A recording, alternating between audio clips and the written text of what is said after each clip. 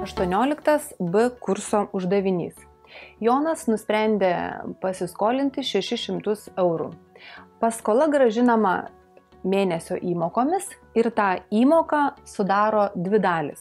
Pirmoji dalis tai 4% nuo pasiskolintos 600 eurų pinigų sumos ir antroji dalis po lygiai išdalinta 600 eurų suma.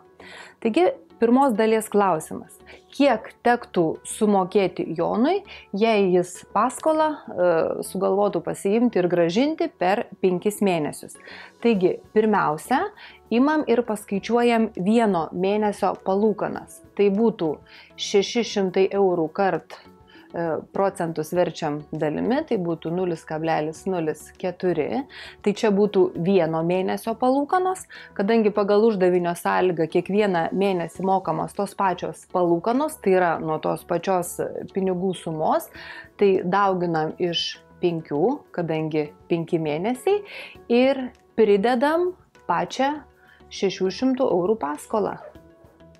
Taigi iš viso Jonui tektų sumokėti, čia būtų 120 plus 600 ir tai yra 720 eurų. Taigi toks būtų pirmosios dalies atsakymas.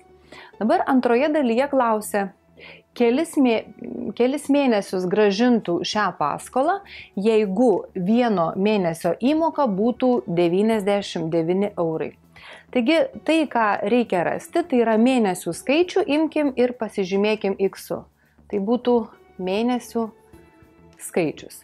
Ir dabar vadovaukimės pirmoje dalyje užrašytų reiškinių. Tai yra, pirmiausia būtų 600 kart 0,04, tai yra 400, tai būtų palūkanos per vieną mėnesį, dauginu iš mėnesių skaičiaus, toliau reikės grąžinti per tą x mėnesių visą 600 eurų paskolą ir tuomet dalinam į x lygių dalių, nes mes žinom, kad per vieną mėnesį įmoka yra 99 eurai ir tuomet prisilyginam 99.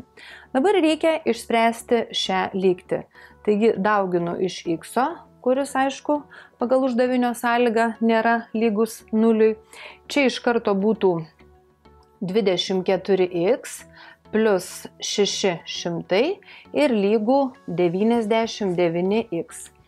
Toliau sprendžiam šią lygtį, x-us kelsiu į kitą pusę, iš karto sukeisiu lygybės pusės vietomis, taigi būtų 75x yra lygų 600, padalinę abi pusės iš 75, mes gausim, kad x yra lygų 8.